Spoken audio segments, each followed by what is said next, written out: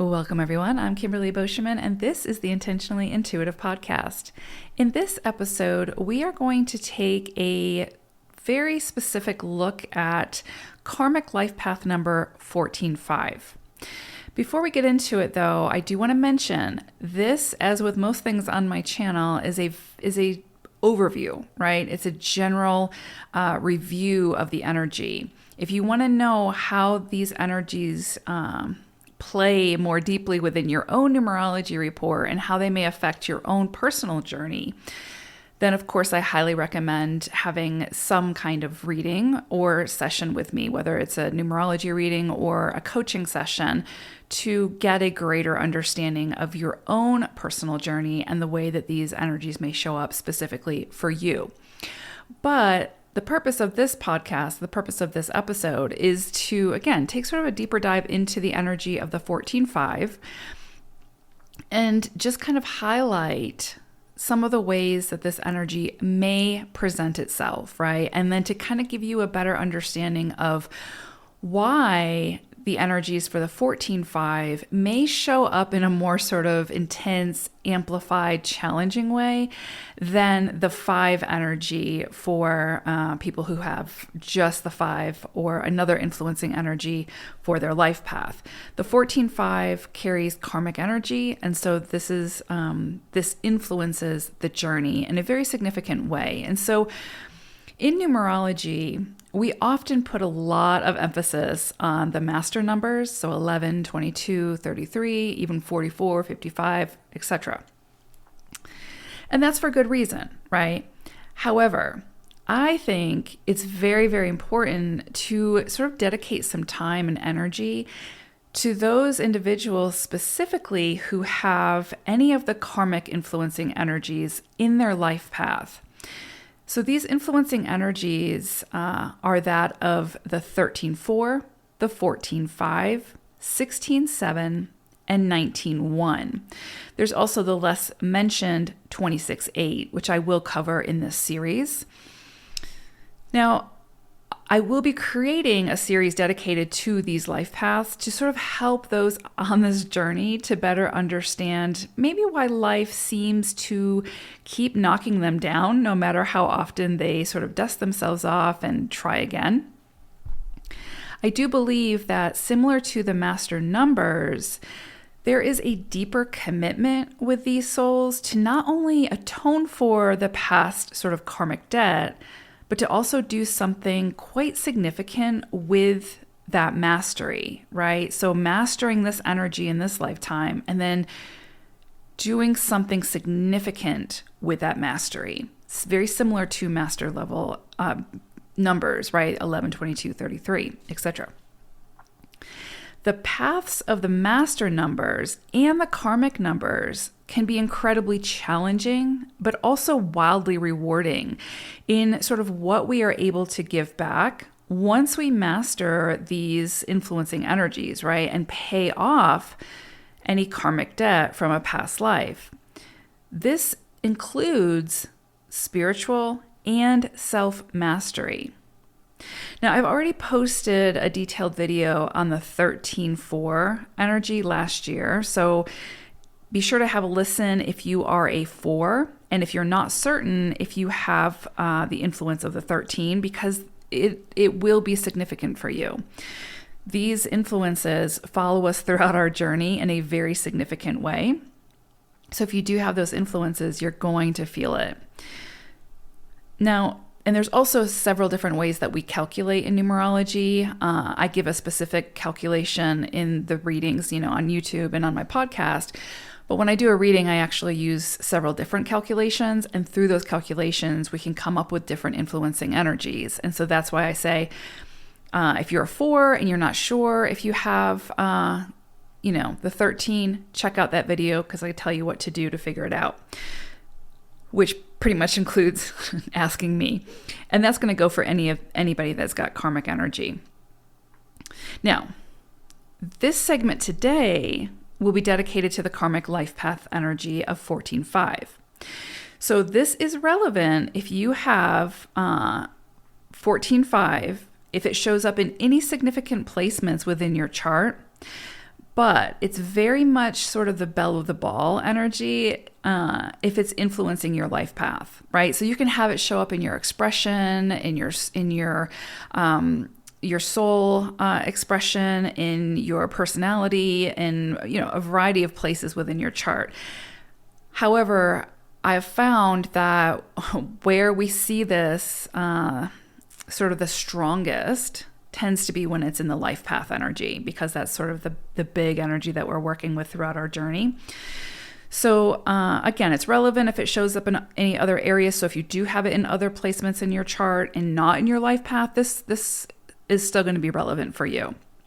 However, it's absolutely significant if it shows up in your life path.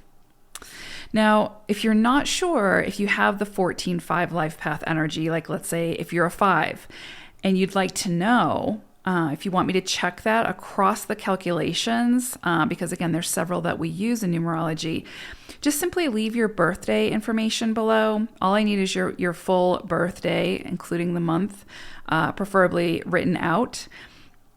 And I'll let you know if you've got this influencing energy of the 14. But be patient with me. I will respond as quickly as possible. I'm not on these channels as often as it may seem. So when I get a chance, I will absolutely respond to your message. And if it goes a couple days and you haven't heard from me, or a week, feel free to ask again. Okay, so now with the 14-5 energy, it's believed that in a past life, someone with this life path in this lifetime achieved the mastery of the 5, but used that power to disempower others in some way. So some examples of this would include, again, this is just sort of an overview, a generalization, right? But some examples of that could be perhaps you had access to the finer things in life and you lived in excess while restricting the access that others had to those same riches and abundance. It's also possible that you were overly selfish and overly independent with sort of overly rigid thinking, too stubborn to consider other ideas or contributions, therefore invalidating another person's experiences. And you may have been in a position or an authoritative role where this would have had some kind of greater impact, right? The 5 energy within its higher vibration can be very unconventional and open to new ideas that are really outside the box and that promote evolution and expansion for the greater good. So with the presence of the 1 and the 4, right, 14, your focus in a past life may have been more on maintaining the status quo, doing things as they have always been done, and sort of stepping into more of a dictatorship role where changes and progress were impeded and possibly punished, allowing you to use your power for purposes of control, right? A lot of times with these karmic energies, the people who have them in this lifetime gain some kind of higher power, right? Like they were in some kind of authoritative or power or high status role that gave them access to a greater amount of people, and therefore they were able to abuse that power, right? So again, in a past life, you probably mastered the energy of the 5, but you were using it in a way that was disempowering to others, right? And so in this lifetime, we need to make up for that. Now, also, the 5 is the freedom seeker for self and all. So with this energy of the 14, it's very likely that you were in a position where you were able to sort of take away the rights or the freedoms of others for selfish reasons, and that were solely self-serving, right? So these can sort of sound awful. And you might be sitting there thinking, well, this sounds nothing like me. And that's fine, right? If that doesn't sound anything like you in this lifetime, maybe you've already, maybe you quickly overcame some of these energies. However, I have found that usually this energy follows us throughout our journey, right? And we can master it and then use it for good, or we can fall back into the shadow aspects of it. So chances are, if you've got 14-5 energy, something in here is resonating. Something in here makes sense. That would seem like it would be easy to fall back into that kind of rhythm of what you've mastered in a previous life, and maybe how you abuse that power in a previous life. And a lot of times this can come out when we are deep in our emotions, when we're angry, when we're frustrated or something like that. We can fall back to the lower vibration of this energy because, again, we've mastered it in a previous lifetime and then used it for ill will. And so in this lifetime, when we're highly charged, like in a deep emotional state, these energies can kind of come out, right? This sort of shadow side or the negative side. So again, this can kind of sound awful and nothing like you now in this lifetime. And you may wonder why any of this is relevant to you now. Well, in this lifetime, you can face obstacles and challenges around these themes to sort of overcome falling back into past life patterns. And not only that, but stepping into the higher octave of the 5, and then using this lifetime to do great things with your mastery of this energy. So for those of you with 14-5 life path energy, this is a lifetime for finding and creating justice where there has been injustice, perhaps. Maybe being open-minded and open to new forward-thinking ideas. Being a part of a larger, more collaborative effort that seeks to empower rather than disempower. This can also show up in this lifetime as, once you step into that higher vibration, of honoring the need for independence and interdependence when it comes to relationships, work, and the greater community, recognizing that you can still have freedom, you can still have independence and autonomy within a group setting, right? Within a pack, within your flock. That is still very possible and very healthy. This energy in this lifetime, the higher octave, would ask you to seek freedom for self and for others and find healthy ways to protect and honor those freedoms, right? So this could be someone maybe who becomes a lawyer and uses that power of influence in a very healthy way, right? To make sure that the freedoms the freedoms of others are protected, right? This can also ask you to master moderation. So not being overly restrictive or controlling with self and others, while not falling prey to sort of addictive behaviors or living beyond your means, like in excess, right?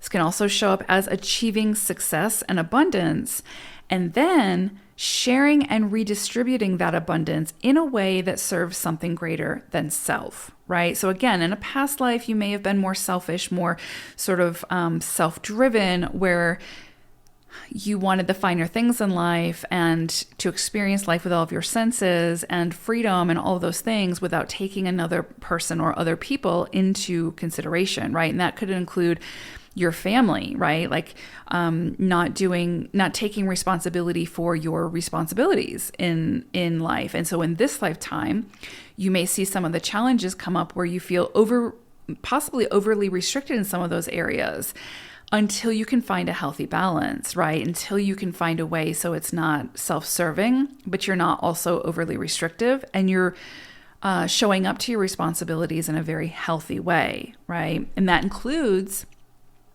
the responsibility of sharing success, abundance, and redistributing that abundance in a way that, again, serves something greater than self. In the higher octave, this is going to ask you to allow yourself to be focused, but not overly stubborn or rigid. So again, be open and adaptable to others, to their experiences and the ways that they do things, without needing to dominate or control that person or the situation. So not getting derailed when things don't go your way, but rather finding ways to adapt to the situation and possibly reroute, right? Or redirect. This can be if it's in its lower octave again, or how it may have shown up in a previous lifetime is again sort of getting very overly emotionally charged when something doesn't go your way, and then taking that out on others, right? Whether that's going into like seclusion and avoidance and avoiding others, or if it was again, in some way of making them quote unquote pay for whatever it was that didn't go your way, right? So in this lifetime, you have the opportunity to, again, take the reins in a much higher vibration with this energy and do a whole lot of good with it. The higher octave of this energy, especially for 14.5s, is going to ask you to take full responsibility for all areas of your own life, including within relationships, team efforts, work endeavors, and creative projects, as well as within friendships, right? Now, again, moderation, like finding the balance, finding the center, and making sure that you're showing up in a healthy way, not in extremes. 5 energy can sort of, it can be very easy to fall into extremes with 5 energy, either overly restrictive and very rigid, or in excess, addictive, whatever the case may be, right? So really in this lifetime, and it's very much sort of emphasized for those of you with 14.5 energy, because not only are you meant to step into the 5 energy, you're also meant to make up for sort of, the karma that you created in a past life, right? So it's sort of, again, it's much more emphasized, much more concentrated in this lifetime for you all. Similar to master number, all the master numbers, right? But really, if I were to say, now there's not a direct correlation between the 14.5 and any of the master numbers necessarily, but if I were to say which one this would be very similar to, because like the 13.4 is very much similar and does have a direct correlation to the 22.4, right? For the 14.5, I would say the one that this feels most aligned with is the 11.2. And so it may benefit you, 14.5s, to listen to or to read up on the journey of the 11.2, because there are a lot of similarities, right? Especially as it comes to, collaboration, working with others, not being an island, bringing people together, not being overly not letting your emotions be in control, all these things. There's a lot, and also sort of following your inspirations, thinking outside the box, following those bigger ideas, being adaptable, all these things, very, very similar to the journey of the 11.2. It's just a different storyline, right? And so, but you all may get something from listening to that, or again, like sort of reading up on the 11.2, it's very possible, but there's not a direct correlation. And what I mean by that is there's not a calculation that's going to give you the 14.5 energy and the 11.2 energy, right? So that's what I mean by that. But there are some similarities. And so again, both are meant to, I believe, achieve some level of greatness in this lifetime. For the 11.2, it's for different reasons. For the 14.5, again, it's to take that mastery of this energy and do something really well with it, right? Really good with it. Because in a past life, you did the opposite, right? Is the understanding. So similar to the master level numbers in this lifetime, I believe that those with karmic energy in their life path are not only meant to, again, master the energy of the 5, but you're meant to do something great with it that has the potential to have a positive, empowering impact on others, right? This is not just about self in this lifetime. With great power comes great responsibility, right? And in this lifetime, your goal is to take that seriously and to do better than you may have done in a past life, right? And again, you can say, well, I don't know what I did in a past life. But I would say pay attention to what you sort of default back to when you are highly charged. When you are in a highly charged emotional state, whether that's anger, rage, frustration, even sadness, whatever. If it's a highly charged, lower vibration, right? Pay attention to what you default back to, right? If you immediately default back to trying to restrict someone, trying to get revenge, trying to control a situation, trying to any of the things I sort of mentioned about what could have come up in a past life, pay attention to, again, what you default back to in this lifetime, because that is a good indicator of what you're atoning for in this lifetime and what you're meant to do something really great with, right? And as a personal example, so I have very strong 13-4 energy and 22-4 energy, but the 13-4 is the karmic, right? And a big component of that energy is words, right? Using your words and being very cognizant of how you're using your words, using them with good intent, how you deliver your message, what you're putting out into the world, written word, spoken word, whatever, communication, right? How you communicate. And what's interesting is, growing up, I would always use words as weapons. Like that was my defense when I was angry or sad or had been hurt or whatever. The words could cut you down. And so in this lifetime, and I'm very well aware of this has been on the journey, it's been made very, very clear. I meant to inspire, uplift, empower, etc., right? With my words, with my work. So in the past life, I was probably in a position of power where I disempowered others with my words, right? Or whatever. So my point is, if you look back across your journey, 14-5s, you will be able to see again where you sort of default back to, which is a lower energy that could be used for ill will, right? And that is sort of a key aspect or a key component of what you're meant to turn around in this lifetime and then do something really big with it, right? And it doesn't have to be this huge global thing, but to use it in a way that when you have an impact on others, it's in a way that's of the higher octave of this energy. Now, those of us who have karmic influencing energy in our life path energy work with this energy all throughout life. Right? It's with us. It is in the life path, so it's with us from birth to death. But the point is to learn from the lower vibration of the energy and then step into the higher vibration into mastery, right? Then if we fall out of alignment with that mastery, right? Then we can easily or more quickly find our way back each time that we fall out of it, right? So if we fall out of it might take us a little bit to get back into alignment, but then the next time we fall out of it, like using my example, right? If I have an episode where I use my words to cut someone down, I'm going to recognize that. I'm going to have awareness of that. And so I can come back quickly from that. I can make amends or take responsibility for that, right? And then make amends and then come back more into alignment. And then again, and as you continue along life, as you master this, then it becomes less frequent, right? Then you've kind of paid back that debt of the karma. And now you're working really towards building something from this mastery and doing something really, really good with it, something really powerful. And with 5s, what a beautiful energy to contribute towards the collective, right? This very open-mindedness and, ability to think outside the box and bringing justice where there's injustice and all these beautiful, beautiful, beautiful qualities of the 5, right?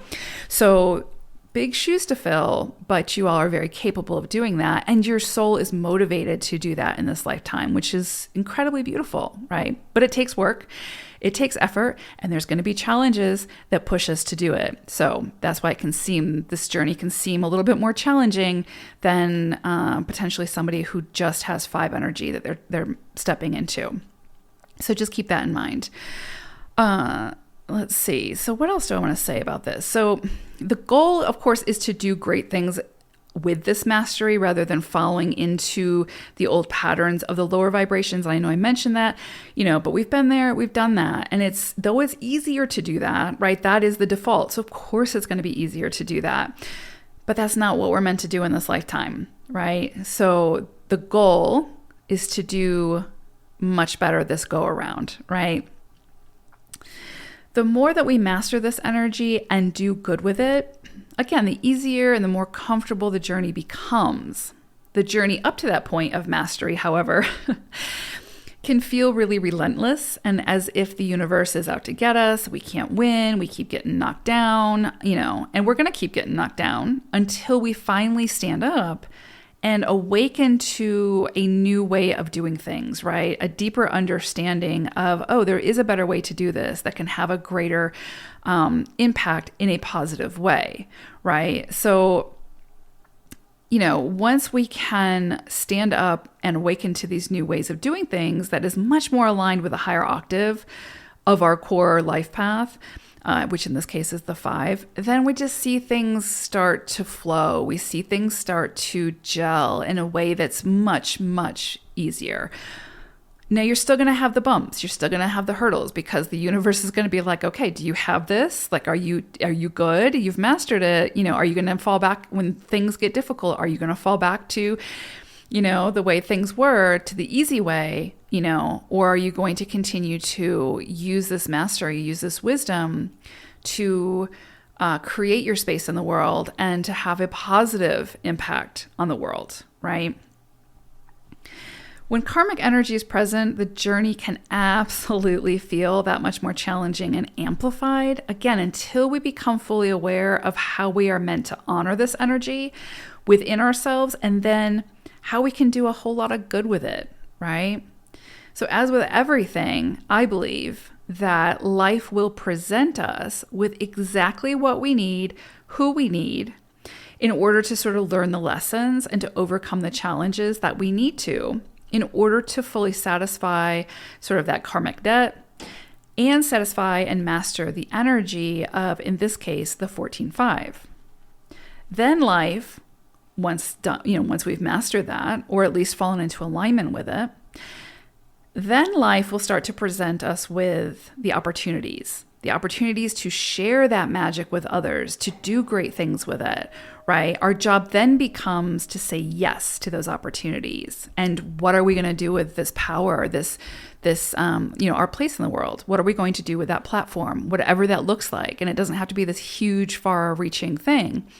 It can be within our families, right? It can be within our community, whatever the case may be, or it might be far-reaching. It might be global. But that is our job becomes to say yes to those opportunities to, again, shift the energy from the past life experience into one that's much more of a higher octave so that in the next lifetime, we can step into a different energy, right? If this is not our last go around, right? So with karmic life paths, life offers few breaks, right? You're going to find that this journey just seems, again, it just kind of keeps knocking you down. You got to keep getting up. It's going to knock you down again. You keep getting up and you can kind of say to yourself, man, when am I going to get a win? When am I going to get a break? And people with karmic life paths, it is absolutely up to us to create those wins, to create those breaks and the respite that we need, right? And to find our own joy throughout the journey. And that's probably one of the more difficult things. And that's something that frustrates people when they hear that, because it's, when you're in the thick of it and you just got, punched in the face by the universe and someone's like, find your joy. It can get really, it can get a little bit frustrating. But with this energy, that's the whole point, is to, to face these sort of intense challenges, find your way through them, extract the wisdom, and then do something really great with it. Right? Do something really great with it. When we can do that, oftentimes that's going to bring us joy, right? That's going to bring us happiness. And so it is our responsibility to do that 100%. And life can be a great motivator for that. But I would also say following our own joy, creating that joy, doing what makes us happy, finding those wins, even if they're small, can be just as satisfying, if not more, than some of the motivations that life gives us, right? So, I would say as one karmic life path to another, just keep trying to find your bliss throughout this journey. There is a method to the madness. And the beauty of this is, and I do truly believe this just from my own experience, and then also working with a lot of clients over the years who do have karmic life path energies. The beauty of this is that I do find so many similarities between the karmic energies and the master level energies, in that we are meant to do big things with this energy. We are meant to, again, atone for sort of misbehavior in previous lifetimes and sort of go big or go home in this lifetime, right? And do some really great things. So you can feel that pressure. It's very possible for you to kind of feel like there's something bigger you're meant to be doing or stepping into, very similar to the master level energies. A lot of people who have master level energies in their life path feel like this constant, like there's something bigger they're meant to step into, something bigger they're meant to do. Don't know what it is, but they can feel it, right?